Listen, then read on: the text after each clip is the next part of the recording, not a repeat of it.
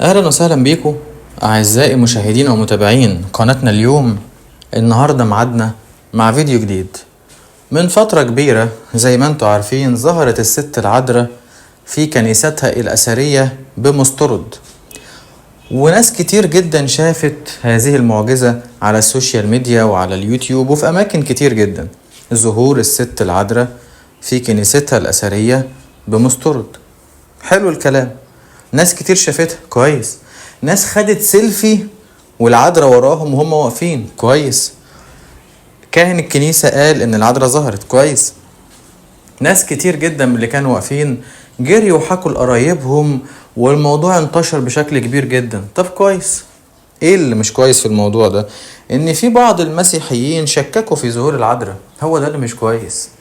يعني ان كان الكاهن يقول ظهرت والناس اللي موجودة في الكنيسة تقول شفناها وخدنا معاها سيلفي وصورناها فيديو، واحنا نقول واحنا قاعدين في بيوتنا كده نقول لا ما ظهرتش، ده انت بتعمل ايه بقى؟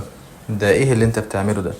العذراء ظهرت يا جماعة في مسترد، وبيان الكنيسة اللي كان قايله ابونا عبد المسيح بسيط ده يسكت اي حد. لو ابونا ما كانش اتكلم كنا ممكن ما نصدقش، لكن بدام ابونا اتكلم وقال كده خلاص الموضوع انتهى.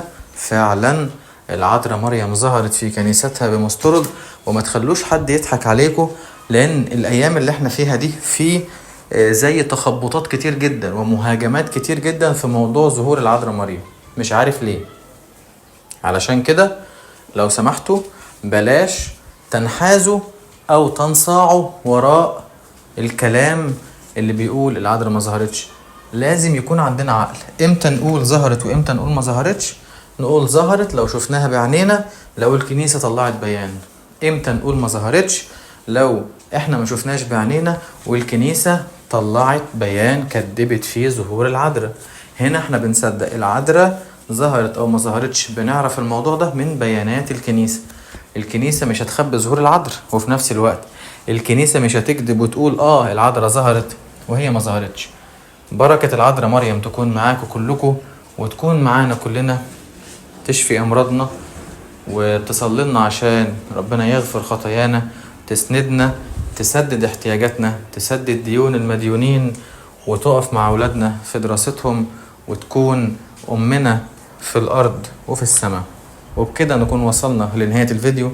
ما تنسوش تعملوا سبسكرايب للقناة وتفعلوا زر الجرس علشان يوصلكم كل فيديوهاتنا الجديدة.